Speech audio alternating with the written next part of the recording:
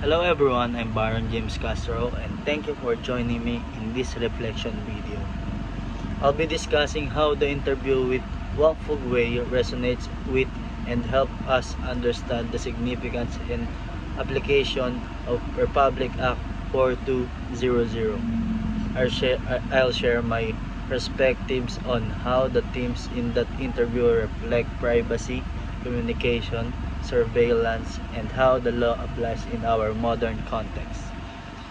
In the in the interview, Wang Fugwei speaks about his experiences and observations in an environment where communications are closely monitored, where personal conversations can be recorded or intercepted without full consent, and where trust in genuine private exchange may be compromised. What struck me most was his emphasis on how individuals behave when they know they are being watched or heard. People self-censor, withdraw, change how they speak, or even avoid speaking. That lead that leads us to consider that that leads us to consider the role of Republic Act 4200.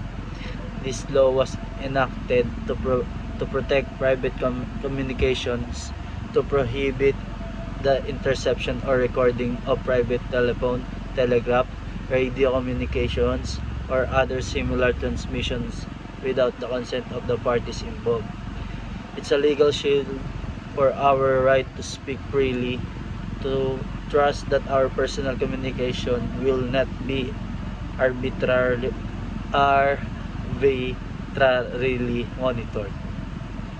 From the interview, one key takeaway is surveillance changes behavior. When people know or suspect their private conversations may be recorded or monitored, they alter how they speak. That's exactly the kind of chilling effect that RA 4200 seeks to prevent. The fear or knowledge of being intercepted stifles of open communication and undermines privacy. Wang Fugwei's account shows how in environments lacking strong protections, and individuals may feel they cannot express themselves honestly. In the Philippines, RA 4200 is meant to ensure that private communications remain private unless there's proper consent or legal warrant.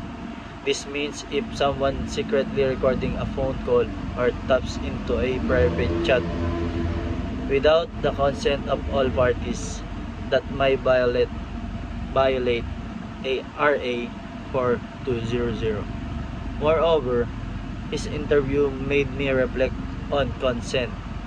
In the law, one of the key elements is that one party or all parties must consent to record or intercept.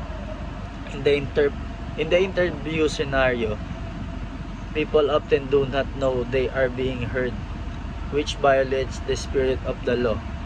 RA 4200 emphasizes the importance of knowing when a communication is no longer private.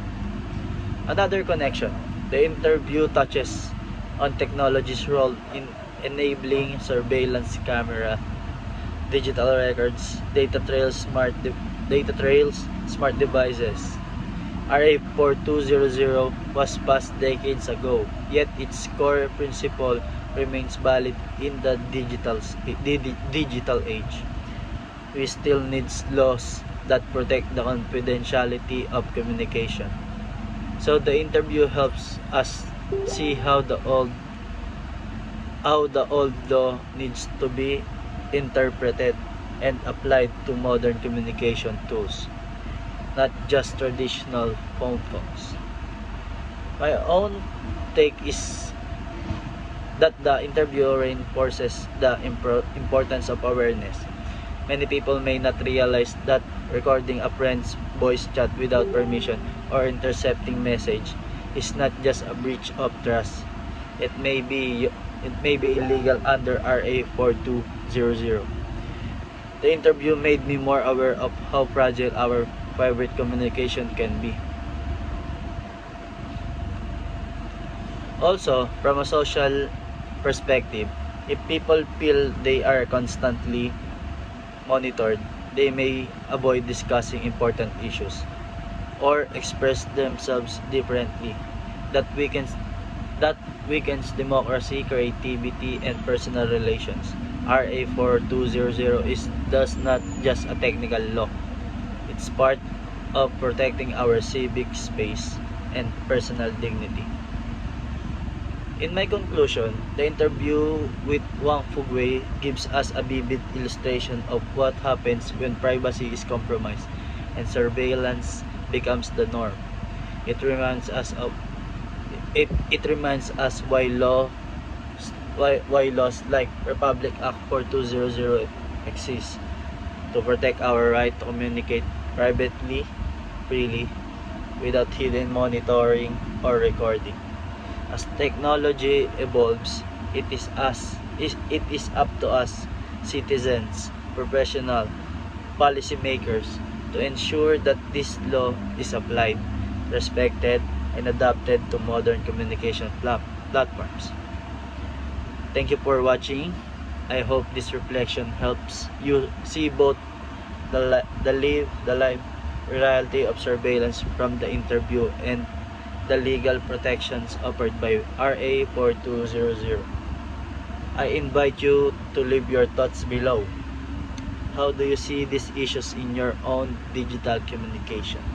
Until next time, bye.